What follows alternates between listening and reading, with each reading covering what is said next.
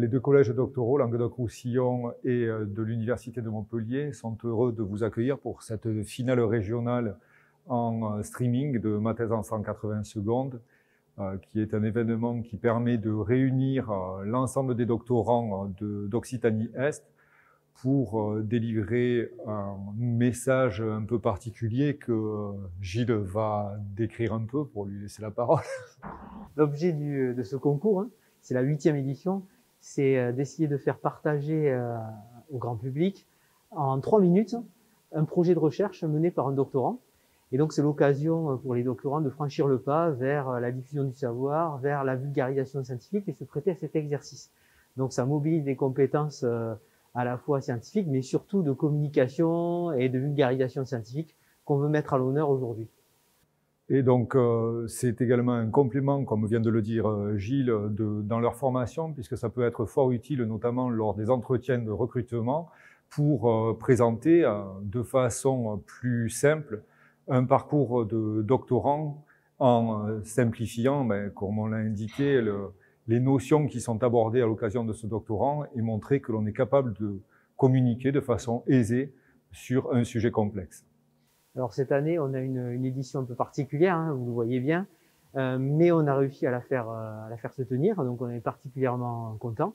On a 18 candidats et candidates qui vont amicalement s'affronter et essayer de vous convaincre et d'emporter l'adhésion du jury pour être le gagnant de cette finale régionale.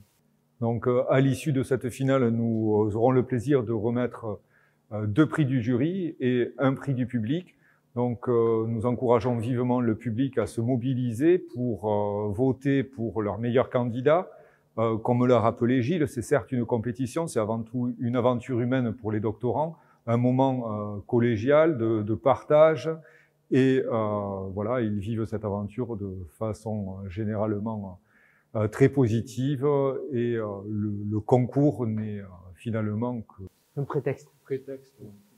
Et ils ont eu l'occasion d'ailleurs de pouvoir s'entraîner, se former grâce à une équipe de coachs qui leur a donné des clés pour bien présenter en public, affûter leur comportement, leur savoir-être. Donc ça fait partie aussi de la formation. Donc on espère que leurs prestations vous convaincront.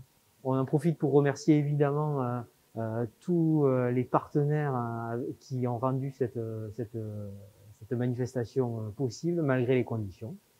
Et on vous souhaite une excellente finale, un excellent visionnage.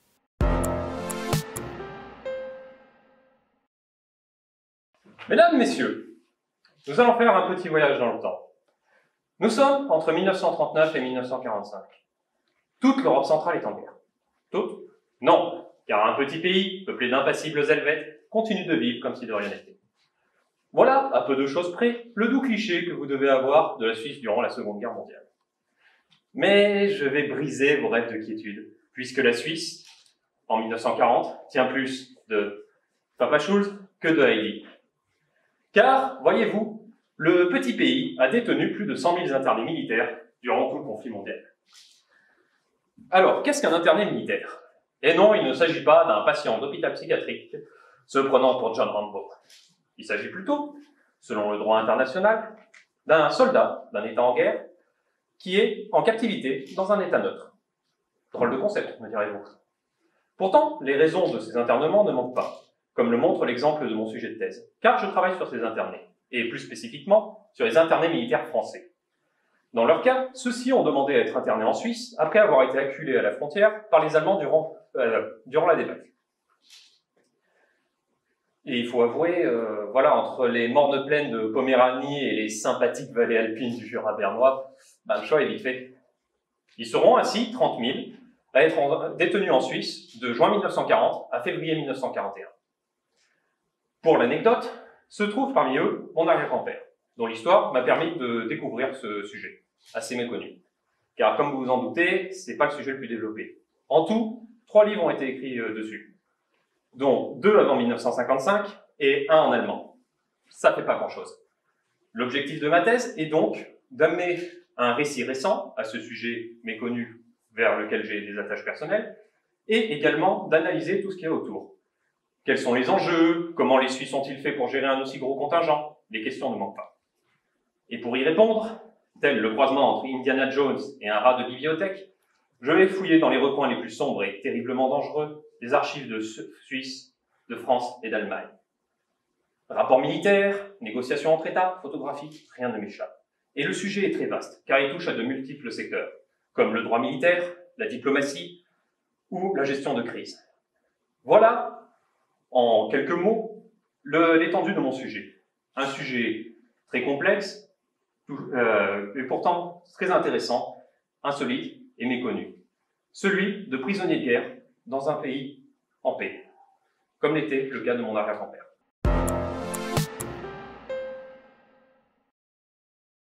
Mesdames et messieurs, bienvenue dans le monde merveilleux de l'école de la confiance. Vous savez, celle qui accompagne tous les enfants, de la maternelle jusqu'à la terminale. Vous y croyez? Moi, en tout cas, j'y crois. Comme je crois que les comportements altruistes sont la base du développement moral de l'individu. Mais laissez-moi vous en parler. La confiance, tout d'abord, ce qui nous permet de rentrer en relation avec l'autre. La coopération, ensuite, ce qui nous permet de construire la relation à autrui. Et bien entendu, l'instinct grégaire. Vous savez, tout seul on va plus vite et ensemble on va véritablement plus loin. Toutes ces belles notions ont leur place dans ce monde merveilleux, mais elles ne sont rien, non. Rien à côté d'une plus importante et qui règne sans partage, la compétition. Et oui, la réussite de certains prime sur celle de tous les autres. Mais alors, comment faire quand on a des rêves plein la tête, mais pas de quoi les réaliser? Eh bien, on peut essayer de louvoyer avec les règles, s'arranger avec le cadre. Vous savez, donner des réponses aux voisins. En langage élève, ça s'appelle tricher. Et croyez-moi, je sais de quoi je parle. Attention cependant, je ne travaille pas sur les meilleures techniques de triche. Non, non. La triche, c'est très sérieux. C'est avant tout une question d'adaptation. Et en pratique, qu'est-ce que ça donne?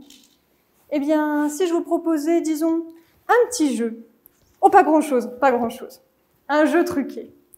Je suis certaine de gagner et vous allez perdre. Deux possibilités s'offrent à nous. La première, vous êtes seul face à moi. Vous allez douter de vos capacités. Vous vous sentirez incapable. Et oui, vous avez perdu. C'est votre faute. La triche? Vous n'y pensez même pas. Non, non. Vous ne prenez pas ce risque. Deuxième option. Cette fois-ci, vous êtes deux face à moi. Oh, mais cela change tout. La triche, vous y pensez très sérieusement. Peut-être même que vous sauterez le pas. Car après tout, la réussite a bien plus de valeur si elle est partagée. Et la triche est bien moins culpabilisante si la responsabilité est équitablement répartie. Ce que mon petit jeu nous montre, c'est que, dans un monde qui condamne les comportements qu'il a fait naître, si l'intelligence est une adaptation et que vous voulez faire partie des vainqueurs, alors désormais, et sans culpabiliser nullement, non, vous devriez savoir comment faire. Mais je vous préviens, ce sera tous ensemble.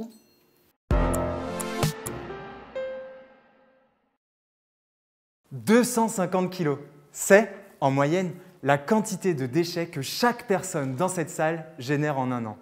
Et si je vous disais que nous pouvions les utiliser pour alimenter nos voitures? En effet, une partie de ces déchets peut servir de nourriture pour des milliards de petites bestioles, les bactéries. Elles ne sont pas bien difficiles. Elles dégradent n'importe quelle matière organique en plus petites molécules et en gaz. Certaines d'entre elles produisent de l'hydrogène, un gaz pouvant servir de carburant propre pour nos véhicules.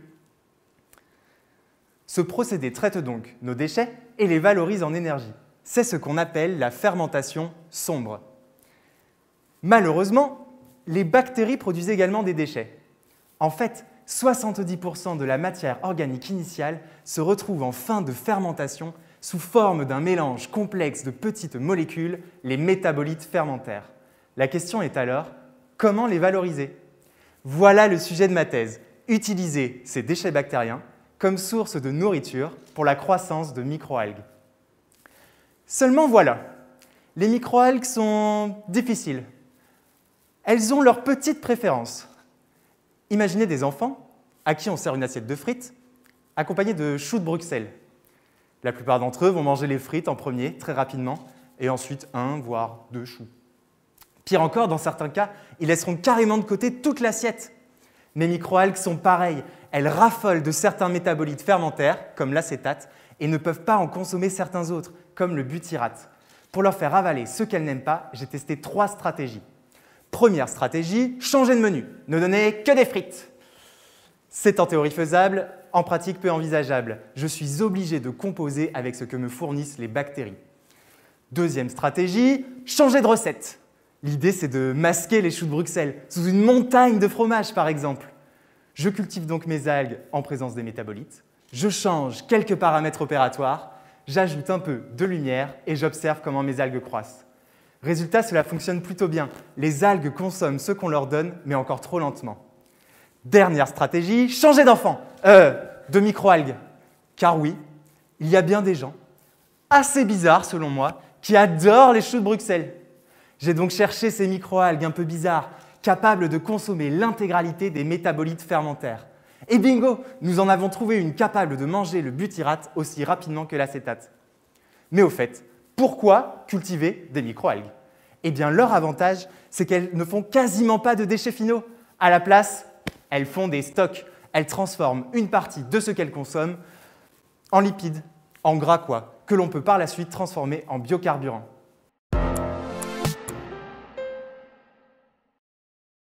Sur la plage abandonnée, crème solaire et filtres UV polluent nos côtes tout l'été et reviendront chaque année.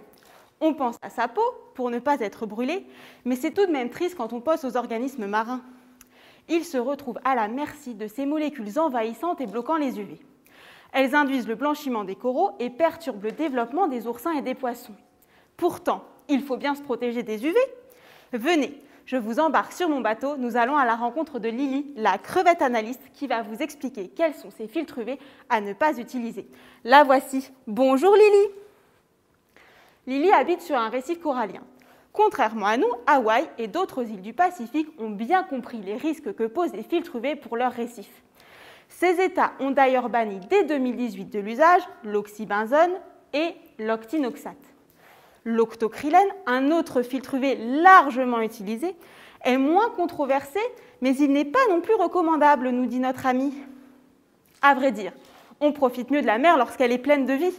Or, les activités balnéaires nuisent à cette vie. Mais alors, peut-on protéger sa peau des UV sans endommager la vie marine? Croyez que la recherche va bon train pour trouver un allié qui nous protégera des UV et sera sans risque pour nos amis aquatiques. Je travaille comme Lily à déceler ces filtres UV. Dans la mer, on les retrouve en faible quantité, équivalente à une pincée de sel dans une piscine olympique. On est loin de le sentir si on voit la tasse. Mais de si faibles quantités ne sont pas négligeables. Les filtres UV côtoient à chaque instant les organismes marins et bien qu'en quantité dérisoire, leurs effets sont dévastateurs. Lily voit ainsi tous les jours un peu plus son beau récif dépérir. Est-ce possible de détecter d'aussi infimes quantités? Oui, avec les bons outils. Je travaille sur une nouvelle technique appelée la spectro-électrochimie. C'est une fusion entre deux méthodes. D'une part, la spectroscopie, qui lie la matière et la lumière. Le rôle des filtres UV est d'arrêter la lumière avant qu'elle n'abîme votre peau. Chacun d'eux possède un spectre d'absorption unique qui permet de le reconnaître n'importe où. D'autre part, l'électrochimie, qui lie la matière et l'électricité. Quand on applique un courant électrique sur une molécule, on modifie sa structure. Or, l'absorption des UV dépend de cette structure. Et si elle est modifiée, le spectre est transformé. On peut ainsi détecter nos molécules, bien qu'elles soient en quantité minuscule, et ainsi déterminer quelles sont les zones polluées et quel est le niveau de leur pollution. Ah, Lily doit nous laisser car elle a beaucoup d'analyses à mener. Au revoir Lily. Quant à nous, au premier jour d'été, nous penserons à elle et à ses amis avant de nous tartiner de crème, en la choisissant mieux ou en optant pour un t-shirt. Ainsi, grâce à vous et à nous autres scientifiques invétérés et à nos conseils, la plage n'est plus abandonnée, la plage est bien étudiée et la plage est bien protégée.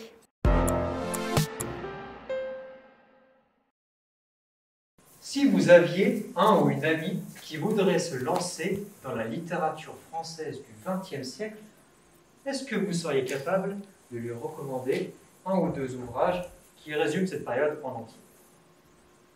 Question difficile, n'est-ce pas? Qui n'a a priori rien à voir avec la génétique. Et pourtant, c'est central pour nous. En effet, sur les 130 volumes du code génétique, seulement 2 contiennent les plans de fabrication des protéines, la pièce maîtresse de notre corps. Celle qui choisit si vous avez faim, si vous avez soif, si vous êtes grand et si vous êtes petit. Donc, depuis 20 ans, médecins, chercheurs et généticiens lisent et relisent ces 2 mêmes volumes sans cesse. On ne peut pas vraiment leur en vouloir. Sur les 128 volumes restants, je peux vous citer par exemple chromosome 7, page 3, ta-ta-ta-ta-ta, ta-ta-ta-ta-ta. Franchement répétitif. Et donc peu intéressant. Et pourtant, des études à large échelle ont montré que ces régions répétées avaient tendance à capter un certain nombre de mutations dangereuses. En effet, si on vient rompre la monotonie de la répétition, par exemple, ta-ta-ta-ta-ta, ga-ta-ta-ta-ta-ta, alors cela peut détraquer la façon dont notre corps a de lire, transcrire et traduire les 2 volumes majeurs, ceux qui contiennent les protéines. Et alors là, je ne vous dis pas les dégâts. Le sujet de ma thèse, c'est donc de modéliser mathématiquement et informatiquement l'impact des mutations dans ces éléments répétés sur la clinique, c'est-à-dire sur les patients. Cela a 2 objectifs premiers. Le premier objectif, c'est de permettre de mieux comprendre les mécanismes qui régissent certaines maladies génétiques, comme les cancers par exemple. Le second, c'est de pouvoir développer un outil de diagnostic ou de pronostic capable de prédire l'état de santé d'un patient avant même qu'il ait les premiers symptômes. Finalement, ce patient ou cette patiente qui va de médecin en médecin, de spécialiste en spécialiste, sans trouver réponse à ces questions, au point même de penser que ce n'est pas le maladie qui tue, mais le remède, eh bien, ce patient n'est peut-être pas le malade imaginaire que l'on croit. Il se peut que la réponse à ces mots se trouve dans les régions inexplorées du génome.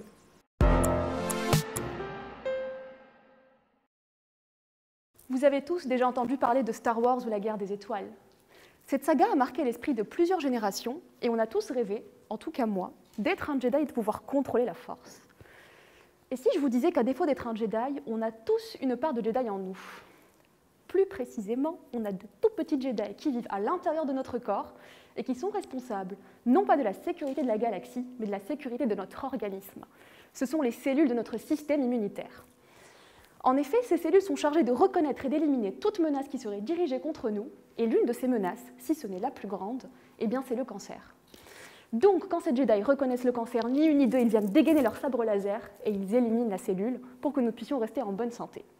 On dit dans ce cas-ci que ce sont des cellules immunitaires anti-cancéreuses. Mais le cancer est plus malin qu'on ne le pense. Il ne va pas se laisser faire. Il va contre-attaquer. Comment? En faisant la même chose que Palpatine à Anakin, il va semer le doute dans l'esprit des Jedi. En effet, les cellules cancéreuses sont capables de produire des petites molécules qui vont venir influencer les Jedi et faire en sorte qu'ils passent du côté obscur de la Force. Autrefois nos protecteurs, ceux-ci maintenant protègent le cancer et on dit que ce sont des cellules immunitaires pro-cancéreuses.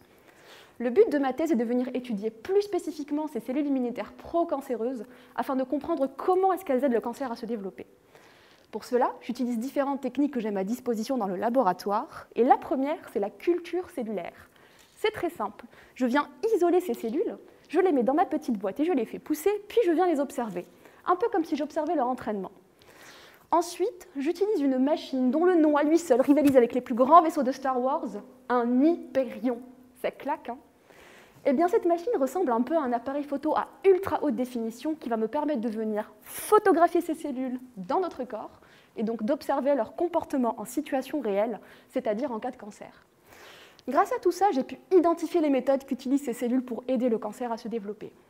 D'abord, ils vont essayer de duper les Jedi, un peu comme s'ils leur disaient « Eh oh les gars, j'ai vérifié dans tout le corps, il n'y a plus une seule cellule cancéreuse, la guerre est finie. » Des fois ça marche, et des fois les Jedi sont quand même un peu plus suspicieux et se disent « Je vais aller voir par moi-même ».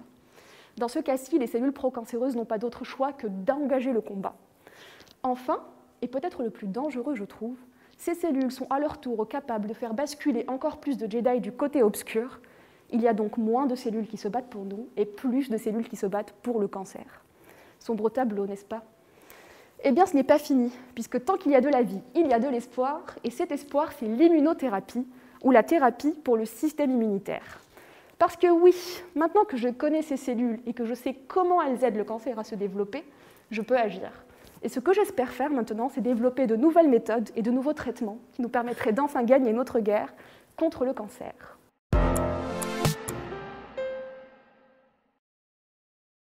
Vite, vite, attachez vos ceintures. La capsule temporelle va bientôt partir. Piou! Bienvenue en 2050. Nous voilà dans la campagne. Écoutez la nature autour de nous. Rien? Rien? Comment c'est possible? La biodiversité en 30 ans a diminué à tel point que nos campagnes soient silencieuses. Pour cela, il faudrait peut-être que la monoculture est utilisée en masse face aux autres méthodes de production et que, par conséquent, les abeilles et autres auxiliaires de culture aient disparu faute de nourriture. Probablement, pour survivre, les humains aient utilisé des solutions technologiques pour les remplacer. Mais c'est comme un pansement sur une hémorragie. Insuffisant. Déprimant, non. Pour éviter cette vision, des héros anonymes comme moi cherchent déjà des solutions. Retour en 2021. Ma recherche consiste à faciliter la transition de la monoculture vers l'agroforesterie. Mais qu'est-ce que c'est l'agroforesterie? C'est un système où des arbres, des cultures et parfois même des animaux se partagent l'espace. Je réalise un logiciel pour aider les agriculteurs à imaginer leur terre avec des arbres. Qui dit logiciel, dit modélisation et visualisation. Je cherche donc à traduire des terres agricoles en objets informatiques, calculer le futur de ces parcelles et les montrer avec un paysage 3D. Comment je les aide concrètement? J'utilise la réalité augmentée. C'est la superposition d'éléments virtuels à des éléments concrets. Donc, en positionnant des bouts de papier sur une table, on fait une maquette de la parcelle. Et avec son téléphone, on peut voir les plantes virtuelles pousser. Ainsi, avec ces outils, on peut voir les conséquences à long terme d'un système pas encore installé. Ces outils permettront littéralement d'économiser du temps et de l'argent. Donc, aux arbres citoyens! Avant de faire la révolution, allons voir un 2050 obtenu avec l'utilisation en masse de mes outils. Piou! Nous revoilà dans la campagne. Les cigales et les oiseaux font bien plus de bruit. Grâce à la présence d'arbres, la biodiversité est bien plus élevée. Et lors d'un aléa météorologique, les producteurs perdent bien moins de production. Albert Einstein disait « Si les abeilles venaient à disparaître, l'humanité n'aurait plus que 4 années à vivre. » Honnêtement, j'ignore si la raison ou si un futur idyllique existe. Mais je sais qu'un futur très difficile nous attend si on ne change pas dès aujourd'hui. Donc à nous de choisir notre futur.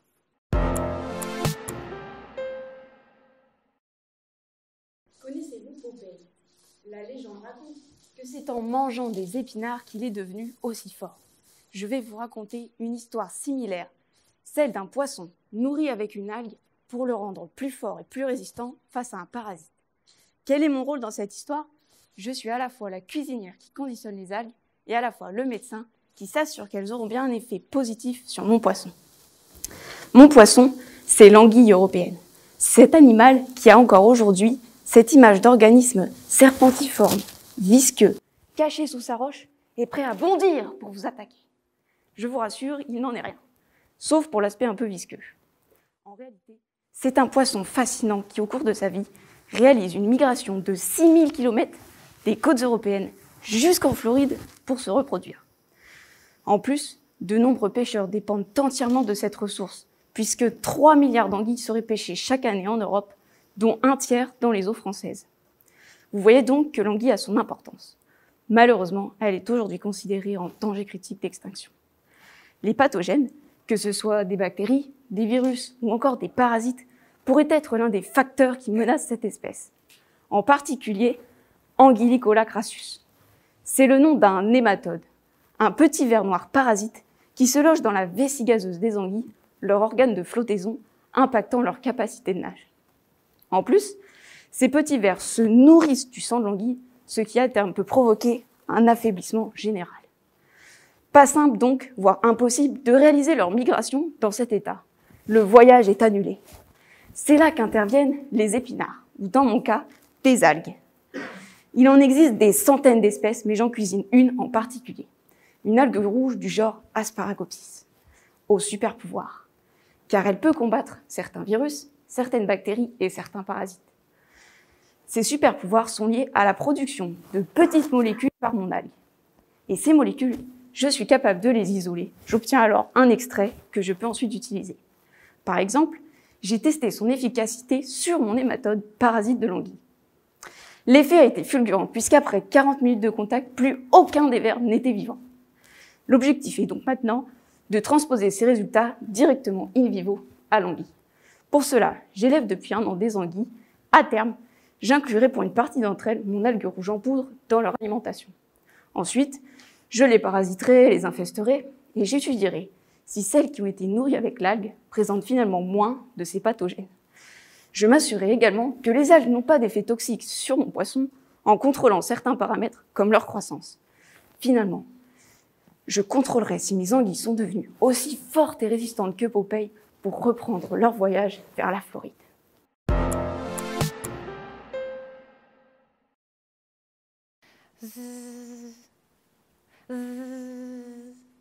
Vous les avez entendus, vous aussi? Ils sont de retour. Les moustiques. Et avec les chaleurs de l'été, peut-être que parmi eux se trouve celui qui va nous piquer et nous transmettre le virus chikungunya. Et on voit tous ce que ça donne quand il y a une épidémie. Alors pour empêcher ça, je cherche un moyen de le supprimer. Mais mon labo n'est pas comme celui des autres chercheurs. Le mien, c'est le terrain de mon enquête secrète. Je suis en fait Sherlock Holmes à la recherche du virus chikungunya, alias Arsène Lupin. Et ce soir, vous serez mes Watson. Grâce à des puissantes machines, je peux voir à l'échelle de l'infiniment petit. C'est ainsi qu'après quelques réglages, j'ai pu photographier Lupin en flagrant délit, en train de se multiplier à l'intérieur de nos cellules. Laissez-moi vous planter le décor. Le cambrioleur Lupin dérobe subtilement les outils précieux de nos cellules parce qu'il en a besoin pour se multiplier. Mais ce n'est pas si facile pour lui, car il existe dans notre corps une police cellulaire qui guette les intrusions. Donc impossible pour lui de se multiplier sans se cacher. Alors, si vous étiez Lupin, quel moyen imagineriez-vous pour vous multiplier dans une cellule en catimini? Ah, bien vu, Watson! Quoi de mieux que de se déguiser en mini-cellule pour se fondre dans le décor? C'est exactement le mode opératoire de Lupin, qui, comme à son habitude, vole subtilement les outils. Ce butin en poche, il fabrique une clé spéciale membrane cellulaire, la protéine NSP1, pour déformer la membrane de la cellule afin de former un petit sac presque fermé dans lequel il va se multiplier. À chaque fois, c'est foutu pour la cellule. Celle-ci se retrouve décorée de petites sphères dans lesquelles il va produire son matériel génétique. Lupin a laissé sa signature. À ce jour, personne n'a vu ni ne sait rien sur cette clé spéciale qui lui permet de se fondre dans la masse. Mais j'ai eu une idée. Pour le piéger la main dans le sac, j'infecte des cellules avec le virus. Et je surveille. Dès que Lupin sort sa clé, que personne ne bouge, je fige le tout à l'aide de produits chimiques. Et j'observe. Et je la vois bien, moi, la signature de Lupin. Ni une, ni deux, je joue les paparazzis. Je prends des photos à différents plans d'inclinaison. Une fois les photos triées et analysées, je peux reconstituer un modèle virtuel du petit sac formé par Lupin. J'identifie alors quel trésor il a dérobé. Et sur certains clichés, je reconnais la forme d'une clé. Élémentaire, mes chers Watson. La prochaine énigme qu'il me faudra résoudre, c'est d'imaginer un moyen de lui tordre sa clé. Comme ça, il ne pourra plus se camoufler et la police cellulaire l'arrêtera. Alors, mon enquête vous a-t-elle turlupiné?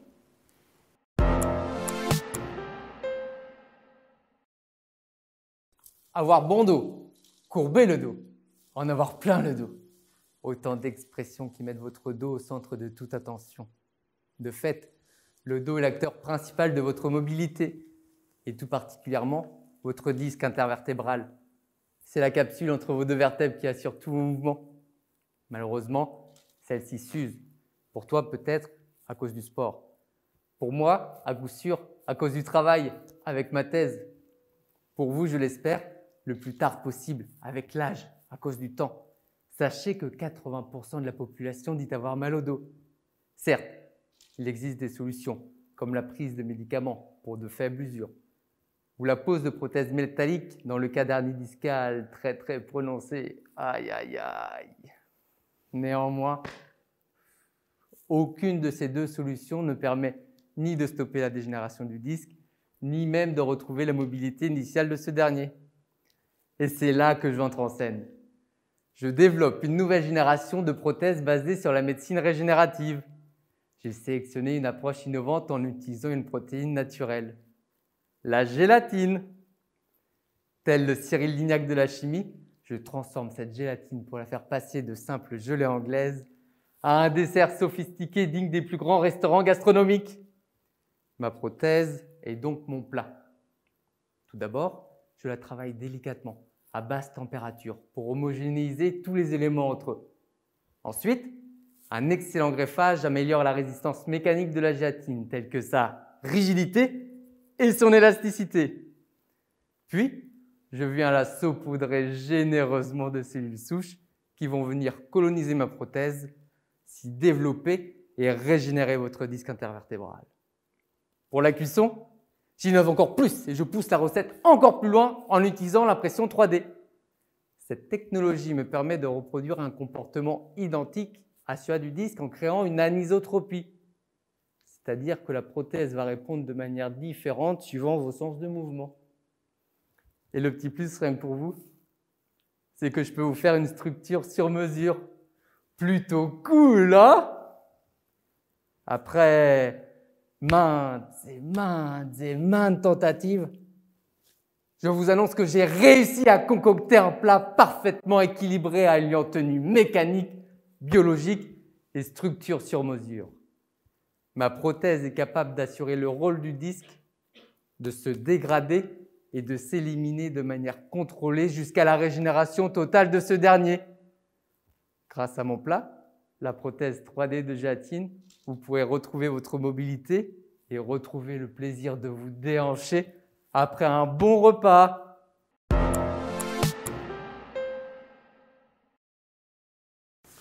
Ramena, Koribashi Dirama, je viens de vous saluer en bozo, une langue du Mali. Si les sonorités de cette langue vous ont plu, j'espère que vous en avez profité, car cette langue est en train de mourir. Elle ne meurt pas toute seule de vieillesse. Elle meurt car elle est en train d'être mangée. Et oui, les langues se mangent entre elles. On parle de glottophagie. Glotto, les langues, phagie, manger. La langue dominante mange la langue dominée, la langue écrite mange la langue orale, la langue utilisée officiellement à l'école mange celle qui ne l'est pas. Parfois, quand je parle de glottophagie, les gens sourient. Ils pensent que mes problèmes de langue, c'est du blabla, que la vie serait plus facile si l'humanité partageait une langue commune, le mythe de Babel. Mais quand on interdit une langue, c'est un individu qu'on humilie et qu'on prive d'une de ses libertés les plus fondamentales, la liberté de pouvoir jouir de ses droits sans aucune distinction de langue, article 2 de la Déclaration des droits de l'homme. Et quand on prive un enfant de sa langue maternelle à l'école, c'est l'égalité des chances qui est remise en cause, car les scientifiques sont unanimes sur le fait qu'un enfant ne peut pas apprendre s'il ne comprend pas la langue dans laquelle on enseigne. Cette question-là du droit à sa langue à l'école constitue le cœur de mes recherches. Je mène mon travail au Mali et au Sénégal, deux pays multilingues, où la langue française est l'unique langue officielle, certes, mais où la très grande majorité de la population ne parle pas français. Mon objectif, comprendre comment fonctionne l'école primaire publique dans ces deux pays. Les enfants sont-ils scolarisés en français, même s'ils ne parlent pas cette langue? Ou l'école y est-elle bilingue, dans les langues maternelles, africaines des enfants, et en français, facilitant ainsi leurs apprentissages et leur épanouissement identitaire? Pour répondre à la question, j'ai d'abord analysé les politiques linguistiques et éducatives du Mali et du Sénégal, puis j'ai vérifié leur application dans les salles de classe, à Dakar et à Bamako, en observant et en filmant des séances de cours et en interviewant plus d'une centaine de décideurs, d'enseignants et de parents d'élèves. Bilan, malgré des politiques en faveur de l'utilisation des langues africaines en classe, la très grande majorité des enseignants continuent de dispenser un enseignement en français, faute de formation et d'outils méthodologiques bilingues, congrès et efficaces. Mon objectif cette année est donc de produire de tels outils en partenariat avec des collègues maliens, sénégalais et français.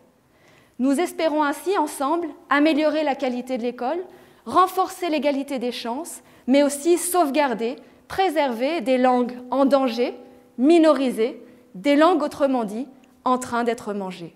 Aoniche, merci.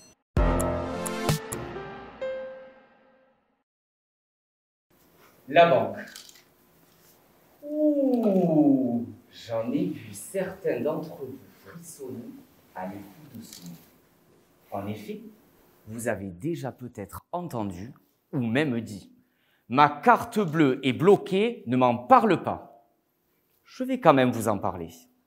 Autre exemple, mon plafond de retrait est atteint. Ou encore, ces frais exorbitants qui m'ont été prélevés par mon banquier. Tous ces soucis du quotidien peuvent être bien gênants, mais parfois, ils peuvent avoir des conséquences bien plus graves. Parlons de l'octroi de crédit. C'est le sujet de ma thèse, le devoir de mise en garde du banquier dispensateur de crédit. Savez-vous que 14 millions de ménages disposent d'un crédit? Et parmi ces 14 millions, 23% ne sont pas en capacité de le rembourser. C'est là que je rentre en scène. Si je suis devant vous aujourd'hui, c'est pour vous énoncer l'ensemble des moyens dont vous disposez pour ne pas courir de risque lorsque vous demandez un crédit. Oui, lorsque vous sortirez de cette salle, vous serez de vrais experts aguerris du crédit. Mettons-nous en situation. Lorsque vous demandez un crédit, vous allez rencontrer votre banquière ou votre banquier. Il est le professionnel, vous êtes le particulier.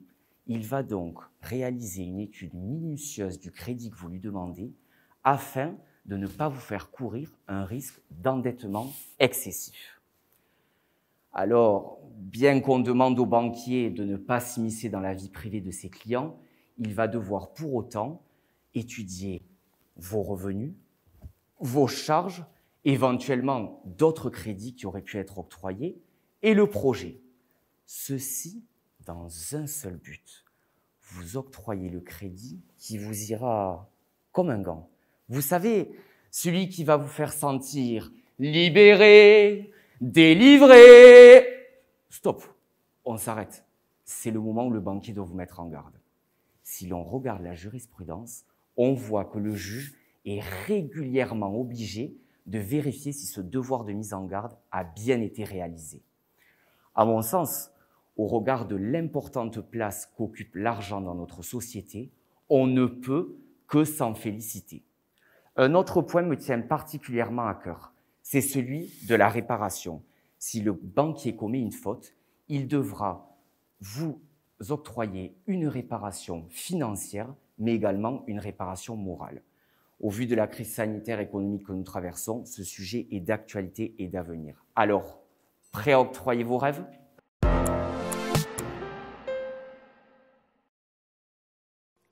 Cela va faire 1 an que nous n'avons pas voyagé, n'est-ce pas?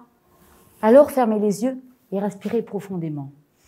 Rappelez-vous l'odeur de la vanille, puis celle du clou d'Irof, de litchi ou de mangue. Vous sentez? Vous êtes sur la côte nord-est de Madagascar, dans les paysages olfactifs du territoire de Vavaten.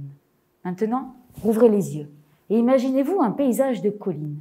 Il ressemble à un véritable patchwork, dont les différentes couleurs et textures témoignent de la diversité des espèces cultivées et des pratiques de culture de la population locale, à savoir l'ethnie Betsimisaraq. Aujourd'hui, l'agriculture de cette ethnie doit relever de nombreux défis. Satisfaire les besoins d'une population croissante, faire face à des changements environnementaux comme le changement climatique et aussi à des aléas économiques comme la variation des prix sur les marchés. Pour relever ces défis, certains paysans et paysannes ont fait évoluer leur façon de cultiver vers une pratique qui consiste à associer dans un même champ des arbres avec d'autres plantes et ou des animaux. En agronomie, on appelle cela l'agroforesterie. Et la recherche prouve que c'est une forme d'agriculture plus durable et qui apporte de nombreux bénéfices, à la fois pour l'environnement et aussi pour les paysans et paysannes, en fournissant des revenus plus diversifiés, des produits pour l'alimentation ou du bois. Alors, pour la zone de Bavaten, l'enjeu est de soutenir cette transition agricole vers plus d'agroforesterie, mais pas n'importe laquelle. Cette agroforesterie doit être adaptée aux conditions locales et s'inspirer des pratiques existantes. Et comme je suis baroudeuse et que j'ai envie d'agir aux côtés de celles et ceux qui nous nourrissent et nous donnent du plaisir pour les papilles, parée de mon sac à dos et de mes carnets de notes, je suis partie vivre dans plusieurs villages de Bavaten pour étudier comment est pratiquée l'agroforesterie. En faisant avec les gens des cartes participatives de leurs champs, je montre comment ces espèces sont cultivées dans l'espace et dans le temps. Via des entretiens, je documente leur savoir sur ces espèces et la manière dont elles interagissent entre elles et avec les ressources de milieu, comme le sol, l'ensoleillement ou l'eau. J'apprends en quoi le contexte socio-économique et les pratiques traditionnelles influencent ces savoirs et ces façons de cultiver. Et en analysant les réseaux relationnels des gens, je peux mettre en évidence les moyens d'accès à ces savoirs et aux plantes à cultiver qui peuvent favoriser ou au contraire freiner le développement local de l'agroforesterie. De la sorte, mon travail produit un terreau de connaissances fertiles dans lequel paysans, paysannes, scientifiques et autres acteurs du développement agricole pourront planter ensemble leurs graines de projet pour une agriculture familiale reposant sur l'agroforesterie, en accord avec les valeurs Betsimisaraq et résiliente face aux changements qui nous menacent. Oh, mais quelle plaie! Sonotix avait peut-être raison, finalement. Oui, pardon, vous n'êtes pas au courant, vous. Mais un jour, il m'avait dit « Écoute, jeune druide, travailler sur les plaies étendues, profondes ou chroniques, ça va être compliqué. On ne les appelle pas plaies complexes pour rien. Et puis, des remèdes existent déjà, tu perds ton temps. Tu veux juste épater la galerie au concours Mon Remède en 180 secondes. » Mais pas du tout. Laissez-moi à peu près 155 secondes et je vais tout vous raconter depuis le début. Vous vous rappelez de Panoramix? Eh bien, ce grand druide, qui n'est plus à présenter, était autrefois doctorant comme moi.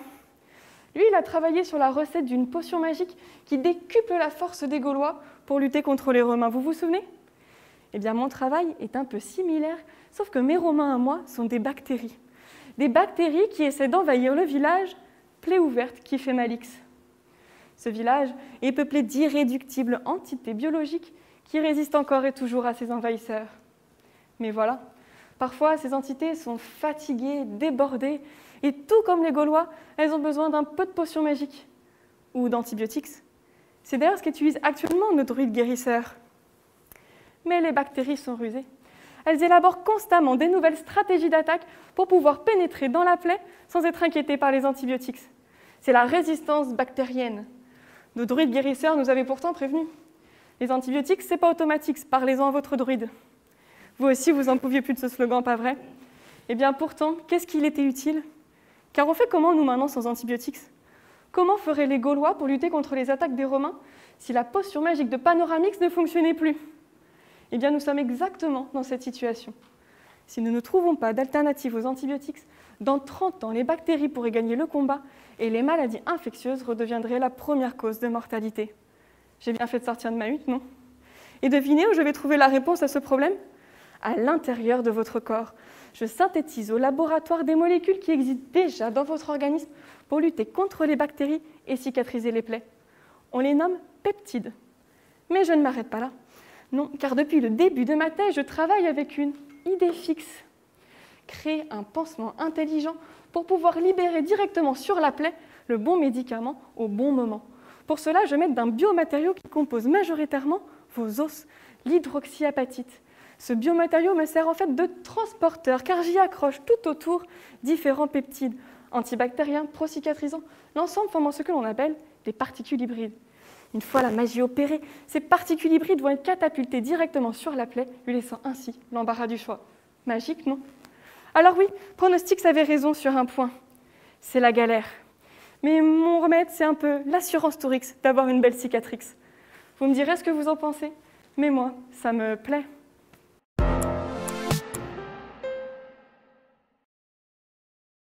À chacun sa routine du matin. Passage aux toilettes, petit déjeuner, brossage des dents, douche, vaisselle, peu importe l'ordre dans lequel elles sont réalisées, toutes ces actions génèrent des eaux usées.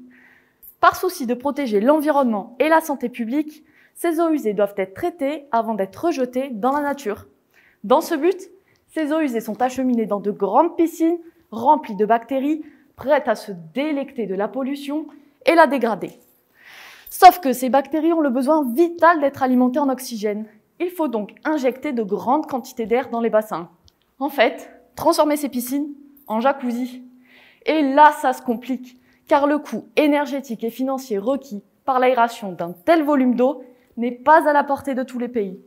Résultat, ce sont plus de 80% des eaux usées mondiales qui sont rejetées dans l'environnement sans traitement préalable. L'objectif de ma thèse est de mettre en place une stratégie de traitement qui sera accessible par tous et partout. Pour cela, je mise sur un tout autre type de bactéries, les bactéries anaérobies. Toutou youtou. Et oui, ce sont un peu les Véronique et Davina de l'épuration. Robustes, performantes et complémentaires, une véritable équipe de choc. Leur spécificité, elles n'ont pas besoin d'aération et peuvent convertir la pollution en biogaz, une énergie renouvelable. Non seulement ces bactéries ne demandent pas d'énergie, mais elles en produisent. Et cette énergie, elle pourra être utilisée par la station de traitement et les habitations alentours. Enfin, ça, c'était sans compter sur les exigences de ces demoiselles qui se veulent très performantes dans les milieux chauds et concentrées en pollution, mais qui deviennent flemmardes dans les eaux froides et diluées qui sortent de nos maisons. Toutou, pas encore. Mon travail est de faire en sorte qu'elles s'adaptent au mieux à leurs nouvelles conditions de vie. Et pour m'en assurer, j'enfile mon juste au corps fluo, puis chronomètre et sifflet en bouche, je leur fais un bilan total. Taille, poids, résistance, activité métabolique, tout y passe. Eh bien, après quelques mois, Véronique et Davina sont en pleine forme. Néanmoins, pour les booster encore plus, j'ai ajouté en sortie du bassin une membrane. Tel un filet à maille très très fine, la membrane retient toutes les bactéries dans le bassin ainsi que la pollution résiduelle. Les bactéries ont alors le temps de manger cette pollution difficile à digérer, ce qui stimule leur aérophagie. Au final, cette association bactéries-membrane pourra garantir une eau pure et une production de biogaz importante capable d'assurer à minima l'autonomie énergétique de la station. En clair, générer chez ces bactéries un max de P pourra permettre un traitement des eaux généralisé. Vous l'auriez parié?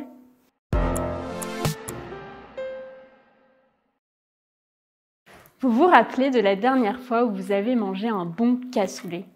Sûrement entre amis, dans une ambiance festive. Bon, ça nous manque, hein.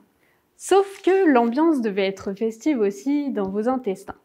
Les flageolets, les pois chiches, les lentilles riment souvent avec ballonnement et flatulence. Mais saviez-vous qu'une cuisson bien maîtrisée peut limiter cet inconvénient? C'est le but de ma thèse, cuire mieux pour péter moins. Avant tout, remontons à la cause. Comment digère-t-on un aliment? Dès la mastication, chaque constituant est réduit en plus petites unités, utilisables par le corps. Chez les légumineuses, on trouve notamment des protéines, et ce sont elles qui m'intéressent. On découpe ces protéines grâce à nos ciseaux biologiques, autrement dit nos enzymes. Sauf qu'à l'état cru, les protéines sont repliées sur elles-mêmes. Cette structure bien solide est difficilement accessible pour nos enzymes. Donc, pas de découpage possible et ça fait mal au ventre. Vous l'avez compris, c'est bien pour ça qu'on cuit nos flageolets. On les trempe dans une marmite remplie d'eau et chaque flageolet s'hydrate peu à peu. L'eau vient entourer les protéines qui se retrouvent déstabilisées. C'est comme si on commençait à les chatouiller. Puis on passe la marmite sur le feu. Et la chaleur détruit les maillons qui tenaient les protéines. Et donc, les protéines se déplient comme quand on démêle un nœud.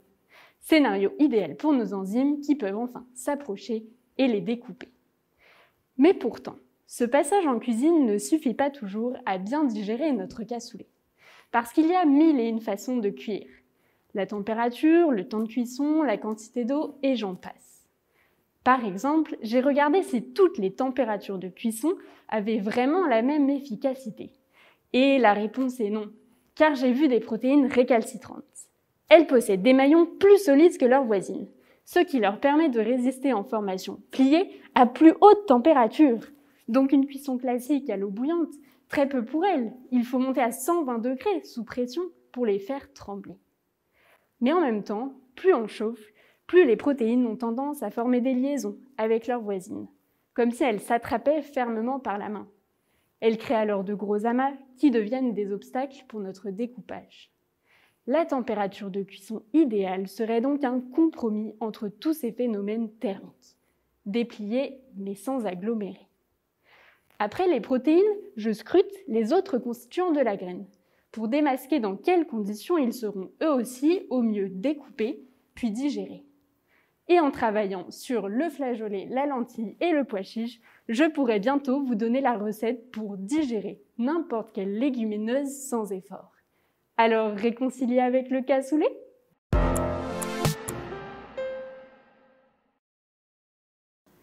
Bouger sa main, un geste anodin et pourtant tellement utile dans la vie quotidienne.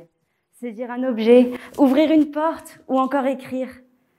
Imaginez votre quotidien privé de ses capacités. C'est pourtant ce que provoque la tétraplégie. Ce n'est certes pas la seule conséquence de la tétraplégie, puisque tout le corps situé sous les épaules est immobilisé. Mais retrouver les mouvements de la main reste une des priorités. Pour illustrer ce qu'il se passe lors de la tétraplégie, on peut faire une analogie entre notre système nerveux moteur et un système électrique simple, comme ceux que l'on étudie en cours de technologie.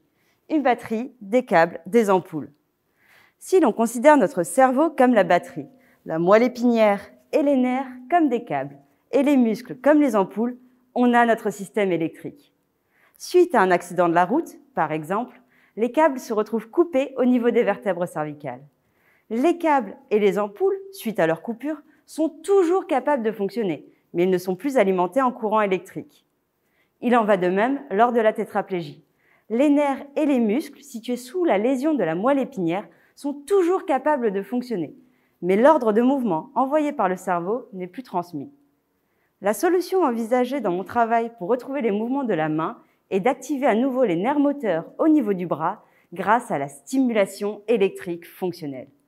On pose une électrode autour du nerf et on envoie de petites impulsions électriques, mimant l'ordre de mouvement naturel envoyé par le cerveau. Ce procédé a déjà démontré sa capacité à générer du mouvement. Seulement, il y a mouvement désordonné et le mouvement fonctionnel, celui qui permet de réaliser une fonction, comme saisir notre verre. Mon travail consiste à étudier comment générer sélectivement un mouvement fonctionnel. Alliant mes connaissances en biologie et en informatique, par de la modélisation et des expérimentations, j'étudie quelle répartition du courant au sein de l'électrode de stimulation permet de générer le mouvement désiré, car chaque objet à attraper possède son propre mouvement. La difficulté, elle provient de la particularité anatomique du nerf. Si je reprends notre analogie, un nerf, c'est comme une gaine électrique.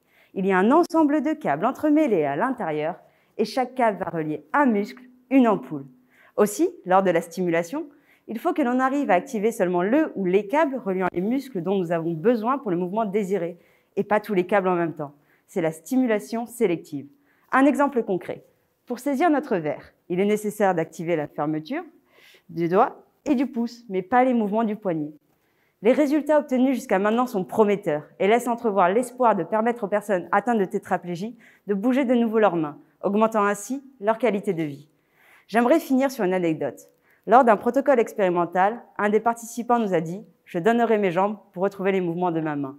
J'aimerais aujourd'hui lui dire de garder ses jambes, j'œuvre pour qu'il puisse réutiliser sa main.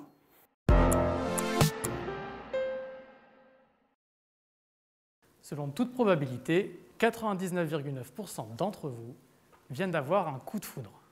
Pour moi. Ça arrive. Non, En réalité, il se peut que j'ai un petit peu, beaucoup, gonflé les chiffres. Mais encore heureux, vous pouvez en mourir. Mourir d'amour. C'est beau, non? Il existe en effet des pathologies cardiaques qui provoquent des arythmies lorsque le cœur est exposé à l'adrénaline. Sauf que ça arrive fréquemment, lors d'un stress, un effort sportif intense, la peur et même un coup de foudre. Chez les personnes souffrant de ces pathologies, un simple coup de foudre pourrait alors devenir mortel. Alors elle court, la maladie d'amour, autant vous dire que là, elle ne court plus. En tant que physiologiste cardiaque, ma thèse consiste à comprendre quels sont les mécanismes responsables de cette accélération du cœur par l'adrénaline. Pour cela, j'étudie les cellules cardiaques sur lesquelles elle agit, qui sont des cellules électriques. C'est-à-dire qu'à l'intérieur de ces cellules, des particules possédant une charge électrique se déplacent. Et c'est leur mouvement qui crée l'électricité. Pour vous aider à mieux comprendre, imaginez que ces cellules soient des salles, comme celle dans laquelle vous êtes, par exemple. Une salle, mais avec plein de portes. Ces portes, elles existent également à la surface des cellules. On les appelle des canaux ioniques. Maintenant, imaginez dans ces salles des milliers de chats qui, fidèles à eux-mêmes, rentrent, sortent, re-rentrent, ressortent, tout le temps. Ce sont nos fameuses particules chargées. Sauf qu'à chaque fois que ces chats franchissent une porte, ils créent de l'électricité, ce qui provoque une contraction du cœur et permet de propulser tout le sang dans le corps. Moi, grâce à des électrodes, je suis capable de mesurer cette activité électrique et par conséquent le comportement de mes chats. Sauf qu'en véritable sadique, je m'amuse à fermer telle ou telle porte grâce à des composés chimiques et j'observe ce qu'il se passe, le tout bien sûr en présence d'adrénaline. Et c'est là que je me suis rendu compte que ces particules étaient de vrais chats. J'ai fermé une porte spécifique appelée CAV majuscule 1.3. Et oui, encore plus sécurisée que ton mot de passe Facebook. Figurez-vous que les chats ont alors totalement arrêté de se déplacer. Ils se sont posés devant la porte et m'ont dit « On passera par là ». Tu peux ouvrir toutes les portes que tu veux à côté? Non, on ne passera que par là. Et si tu la fermes, la porte, adieu électricité et contraction cardiaque. J'ai donc dû plier devant leurs revendications et j'ai rouvert la porte, ce qui a rétabli l'activité électrique. Mais cela a montré deux choses. Premièrement, nous sommes clairement les esclaves des chats. Deuxièmement, la porte CAV1.3 est très importante en présence d'adrénaline et pourrait donc être une cible thérapeutique potentielle contre ces fameuses maladies d'amour. Alors, ne vous inquiétez pas, vous pouvez continuer à avoir des coups de foudre, car mes chats, mes portes et moi, on va faire en sorte que l'expression « mourir d'amour » reste une expression. Alors, la région est partenaire des collèges doctoraux. Elle finance la mise en œuvre, elle contribue au financement, parce que je pense que derrière les coachs, le suivi des différents candidats est important. Plus largement, la région a fait de la recherche une de ses orientations phares, d'une part parce que c'est la compétence de la région de soutenir le développement économique, mais aussi l'attractivité de Montpellier, de Toulouse, avec des sites de recherche très performants. Une attention particulière aux doctorants également, puisque la région accompagne 400 doctorants par an. Il y a des bourses doctorales. Oui, des cofinancements, c'est 8 millions d'euros par an qui sont attribués à nos différents partenaires, universités, grandes écoles, avec des cofinancements d'allocations doctorales. Et qui sont à la fois là pour accompagner le développement de la recherche des laboratoires, parce que les doctorants sont essentiels pour développer la recherche, et aussi pour permettre de former tous ces jeunes futurs chercheurs. Et on a vu aujourd'hui combien ils sont créatifs, enthousiastes et impliqués dans leur recherche et passionnés. Voilà. C'était vraiment important aussi dans ces périodes qui sont difficiles, je pense, pour les étudiants et ces jeunes chercheurs. Voilà, la région a également accompagné avec ses partenaires universités et grandes écoles la prolongation d'un certain nombre de contrats qui avaient été impactés par le premier confinement. Et je pense, voilà, bravo à tous ces jeunes qui ont pu et ont réussi à continuer à travailler dans des conditions qui ne sont pas faciles, à la fois techniques et puis aussi psychologiques. Et bravo à tous, en tout cas, pour ce moment qui nous a permis aussi de nous échapper un petit peu et de voyager dans tout, voilà, avec les Gaulois, avec Madagascar. Voilà, c'était superbe. Merci beaucoup à tous. Très rapidement, pour dire que c'est vrai que c'est une particularité dans cette Occitanie-Est, à savoir qu'il y a 2 collèges doctoraux. Un collège doctoral donc, au titre de l'Université de Montpellier avec ses partenaires, et puis un autre collège doctoral aussi au titre donc, de la Convention de coordination territoriale qu'anime donc mon collègue Benoît Roig, président de l'Université de Nîmes. 2 collèges doctoraux, puisque dans le projet ici de Muse, avec nos partenaires, eh bien, il y avait un engagement à prendre, celui de la maîtrise totale de notre formation doctorale, donc nous avons créé ce collège doctoral. Cet événement, ma thèse en 180 secondes, tant, je dirais, la phase régionale que les phases nationales, ou plus parfois, eh bien, me permettent de mettre en avant la qualité et la diversité des travaux effectués par les jeunes docteurs. Alors, on sait très bien que le travail de thèse, nombreux d'entre nous y sont passés, c'est un travail qui, dans un premier temps, est enthousiasmant, dans un second temps, est un travail de doute, avec des doutes, dans un troisième temps, c'est même parfois quelque chose qui présente un caractère irritatif, le sujet on n'en peut plus, et puis il y a le soulagement et la délivrance avec la soutenance. Alors, cette thèse, le problème, c'est qu'il faut la faire connaître, il faut la valoriser. Certes, des sujets pris individuellement, mais également valoriser le travail des doctorants pendant 3 ans, 4 ans des fois un petit peu plus, je dirais si affinité. Et donc, une manifestation, comme ma thèse en 180 secondes, permet de valoriser ce qui constitue, soyons clairs aussi, le vivier et la dynamique de nos structures de recherche. Puisqu'on sait très bien que les doctorants, dans nos unités mixtes de recherche, dans nos équipes d'accueil, nos unités de recherche internes aux universités, eh bien, constituent du sang frais et constituent également donc un vivier pour développer de nouvelles, soit recherches, soit nouvelles expériences. Et par ailleurs, chose importante aussi, ce concours, ma thèse à 180 secondes, a une autre qualité, c'est d'apprécier la synthèse et l'expression orale du doctorant ou du docteur. Parce que la thèse sont des travaux de recherche, c'est une plume, une capacité d'écriture, une capacité de syntaxe, mais l'oral est assez peu représenté.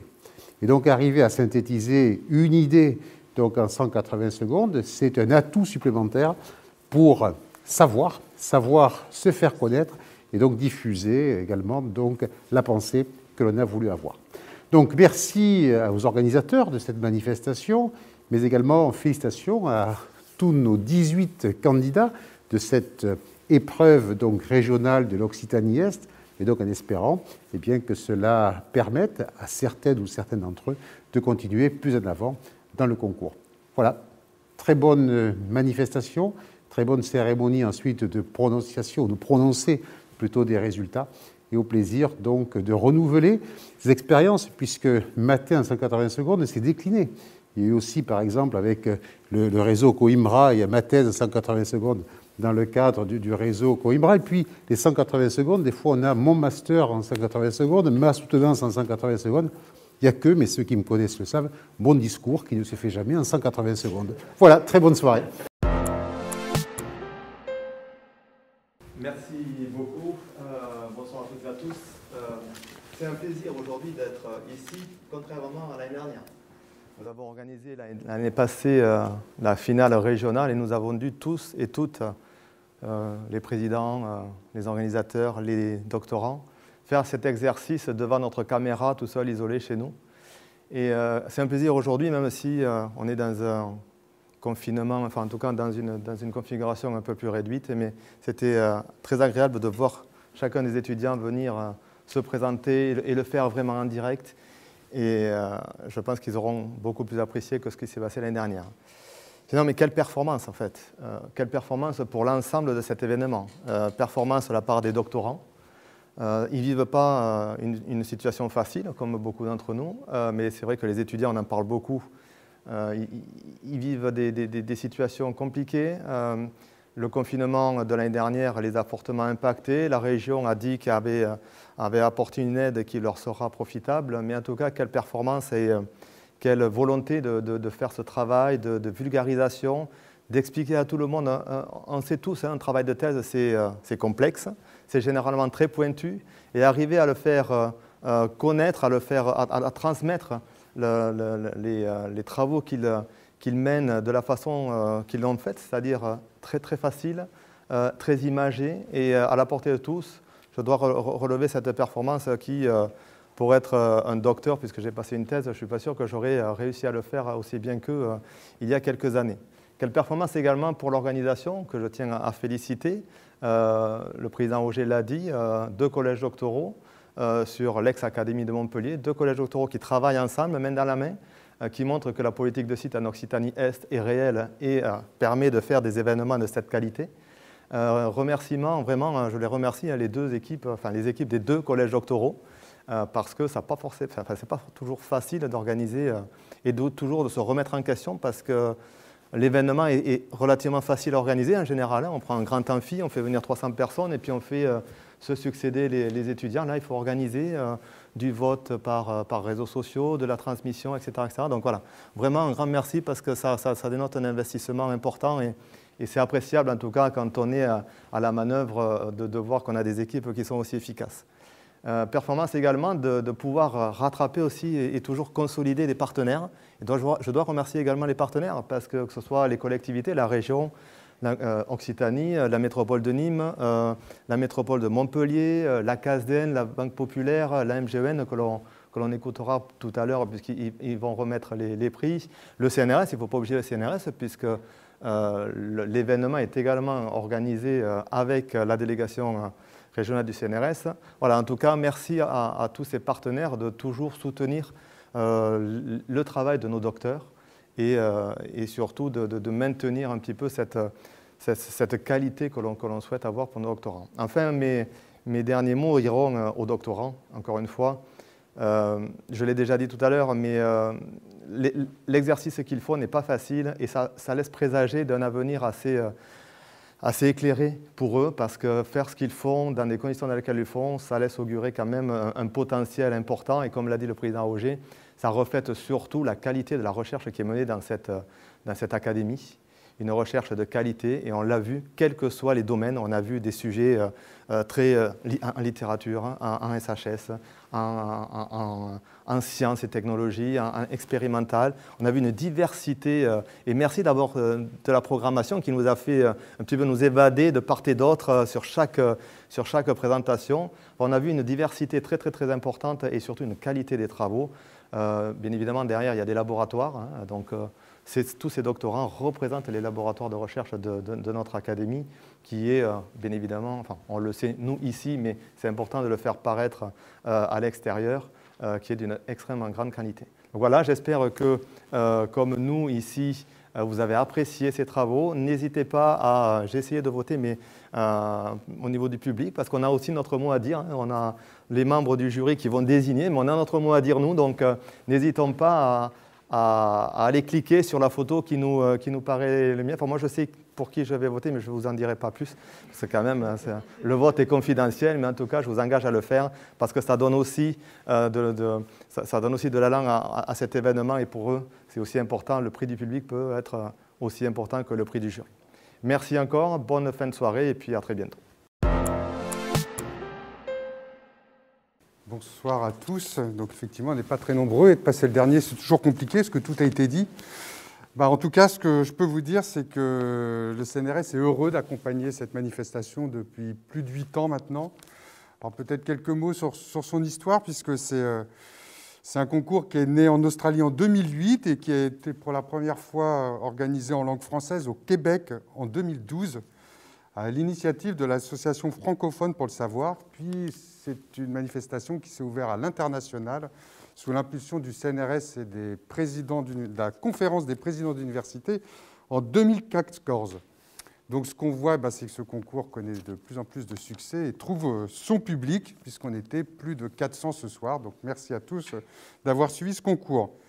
Alors, je profite de la parole qui m'est donnée pour remercier, ça a été signalé, les 2 collèges doctoraux qui se sont investis dans l'organisation de cette manifestation, mais également dans l'accompagnement des doctorants, ça a été dit, en leur proposant des formations pour les préparer à cet exercice qui n'est pas facile.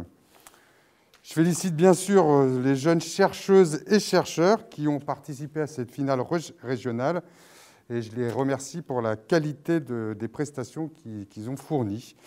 Et ce, dans des conditions, et ça a été rappelé, assez particulières, puisque crise sanitaire oblige, on est effectivement peu nombreux et ce n'est pas facile de faire cet exercice face à une salle quasiment vide. Alors, il y a une chose dont je suis certain, c'est que c'est un exercice pas facile, mais je suis sûr que c'est un exercice qui leur sera utile dans le futur et que ça leur sera des plus utiles dans leur carrière, qu'ils poursuivront soit dans le milieu de la recherche académique, soit dans les entreprises de pointe. Alors, ce concours, ça a été dit aussi, c'est l'occasion de mettre en lumière les formidables compétences de nos jeunes docteurs qui, de Nîmes à Perpignan, en passant bien sûr par Montpellier, travaillent dur dans nos laboratoires et s'investissent sans compter pour maintenir l'excellence de la recherche scientifique dans les laboratoires de recherche du site. Alors, pour les plus chanceux d'entre eux, ils seront 2. Il va rester 2 marches à franchir avant la finale internationale.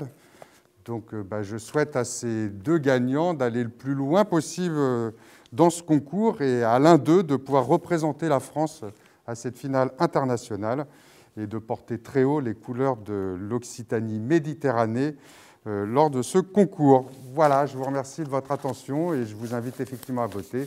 Moi-même, je vais le faire sans plus tarder. Merci, au revoir. Bonsoir, donc moi je suis là pour représenter la CASDEN. Donc moi je suis ravie d'être ici au nom de la CASDEN parce que ça fait la 8e année consécutive que j'assiste à ce concours et j'ai pu voir en fait l'intérêt de la communauté scientifique pour cette petite, moi je dirais cette belle audace de concours parce que c'est vraiment quelque chose qui met en lumière le travail de thèse et qui n'était pas fait avant en fait. Et c'est vrai que c'est le grand public aussi. Il y a un engouement qui se fait, on a vu de plus en plus au fil des années.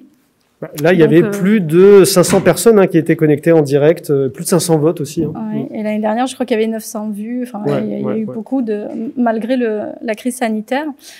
Donc voilà, moi ce que je tiens à souligner juste, c'est ça, c'est de dire que c'est un concours audacieux et qui met en lumière justement un travail qui est de mettre justement une idée.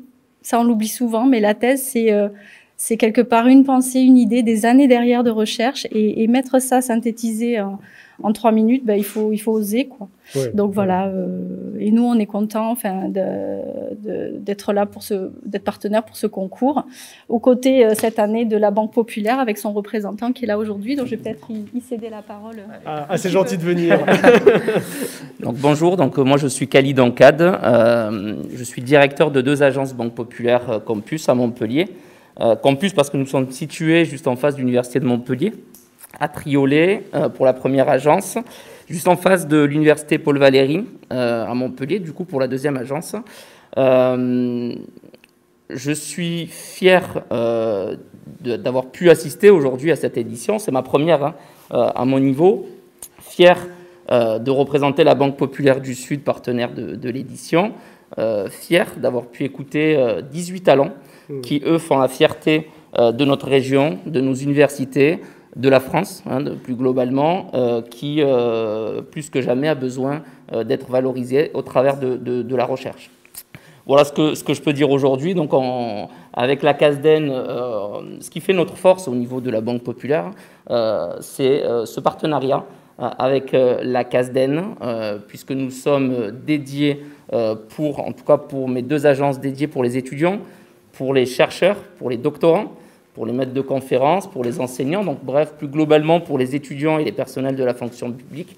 Et qui dit dédié, dit un accompagnement personnalisé, une offre privilégiée.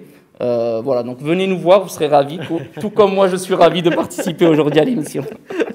Merci à la CASDEN, merci à la Banque Populaire. Et pour terminer, la MGEN. La MGEN, voilà, je suis Jean-Marc Durand, je suis membre élu du comité de section de l'Hérault et je suis fier de participer à cette manifestation qui est soutenue par la MGEN au niveau national depuis pratiquement l'origine.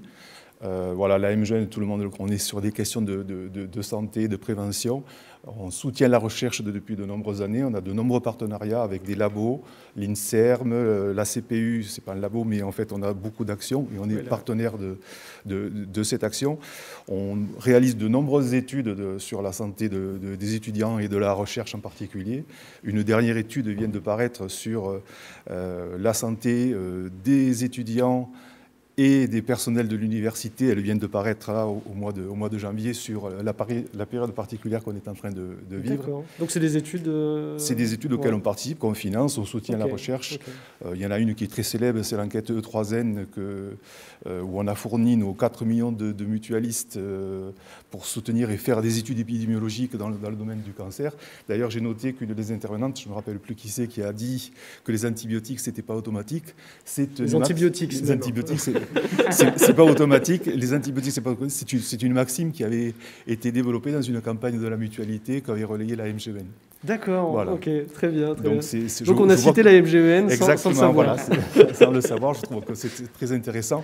Et puis je noterai quand même quelque chose, c'est la mixité. Je trouve que le Collège de l'Occitanie a mis en valeur les femmes. Et je me félicite que les femmes se retrouvent peut-être en majorité, je n'ai pas compté, mais j'en ai trouvé beaucoup qui présentaient leur thèse à ce public-là. Merci en tout cas de votre soutien à tous les trois, à la CASDEN, à la MGEN et à la Banque Populaire.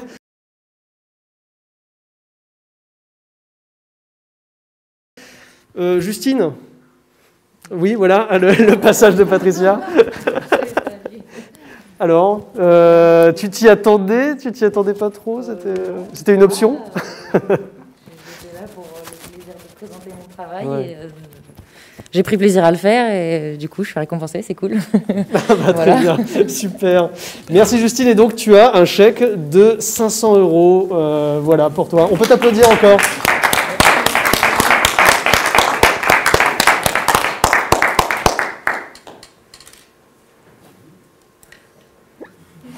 La petite photo protocolaire, bien sûr. Hein. C'est du sacré chèque, hein, toujours. C'est du souvenir. Le seul chèque qu'on peut encadrer. Ça va être pratique dans... Merci beaucoup. Et bien merci beaucoup. Je vois de bizarre, mais... Alors, on ne peut pas se serrer la main, on peut pas... Non, là, c'est pas possible. Ouais. Ok, et bien merci beaucoup. Justine, tu vas rentrer avec beaucoup de cadeaux, là, ce soir. Merci beaucoup. Merci beaucoup à vous tous. Merci beaucoup CASDEN, MGEN et la Banque Populaire. Et merci à Justine pour cette jolie présentation. Patricia, c'est pas fini. Non. C'est pas fini parce que on a plusieurs prix encore à remettre. Alors là maintenant, le deuxième prix. Pour la captation vidéo. Hein, je suis compliqué moi pour la captation vidéo. Oui, c'est vrai que Benoît, pauvre Benoît. Bon, ça fait travailler les muscles, on va dire. Alors. Deuxième prix. Deuxième prix. Là aussi, très discuté. Ok. Très partagé entre nous, mais finalement, on est totalement tombé d'accord sur le fait que finalement, l'éducation bi et plurilingue au Mali et au Sénégal était quelque chose qui est très bien passé, qui a été très bien vulgarisé. Donc, nous allons féliciter Christelle Mignot. Super, Christelle Mignot.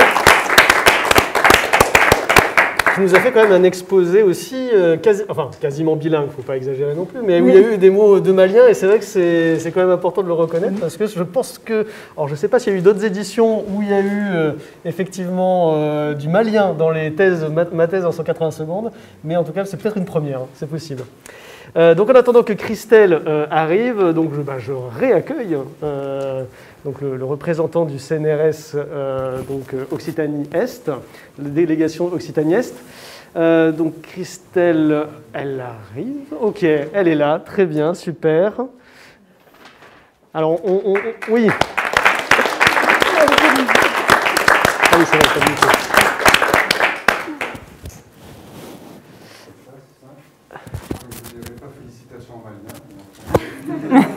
cas, bonne continuation et bravo à vous. Merci beaucoup.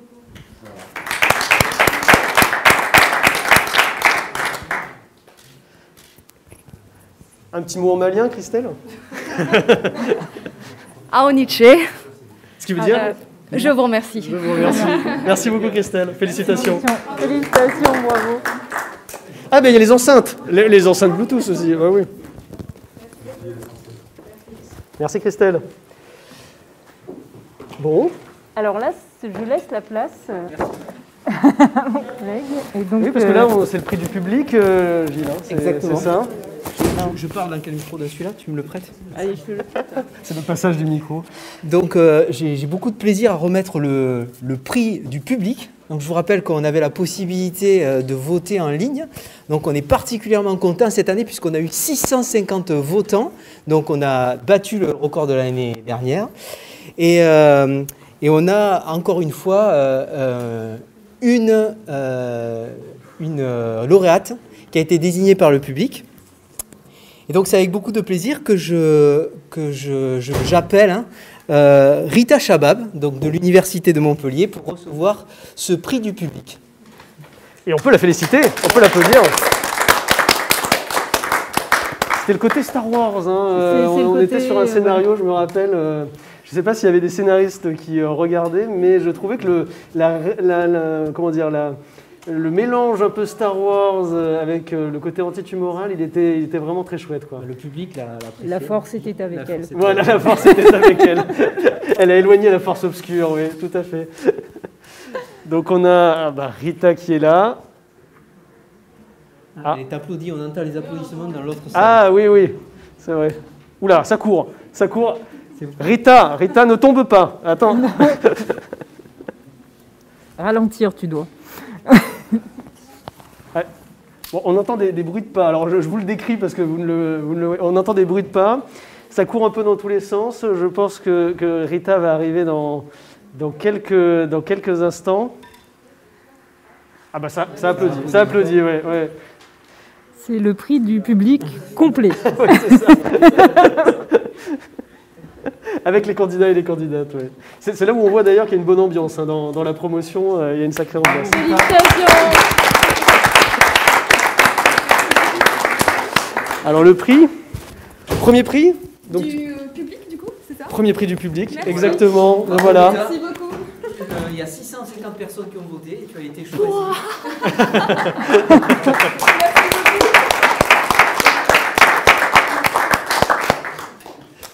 Voilà. Bravo. En tout cas, tu veux dire un petit mot peut-être? Donc tu es prête à aller à Reims, je crois que c'est à Reims, hein, c'est ça le premier Non, avril? c'est que les premiers et deuxième prix du jury, il me semble, qui partent au Ah oui, non, c'est vrai.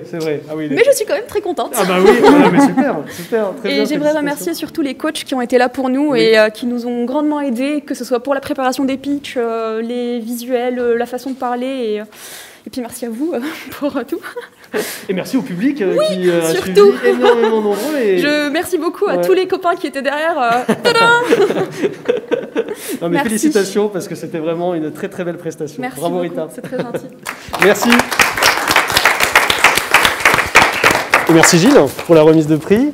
Le dernier prix, le premier prix du jury qui va être décerné alors à qui? Alors c'est Mathilde Guérin qui nous a parlé de l'hydroxyapatite. Ah, qui n'était pas facile à dire, oui. Pansements. Dans les pansements. Eh bien, on peut l'applaudir, Mathilde. Effectivement, c'était pas nickel. Bravo Mathilde. Bravo. Premier prix. Donc c'est le collège doctoral du Languedoc-Roussillon qui va te remettre le prix, juste ici. Voici. Voilà.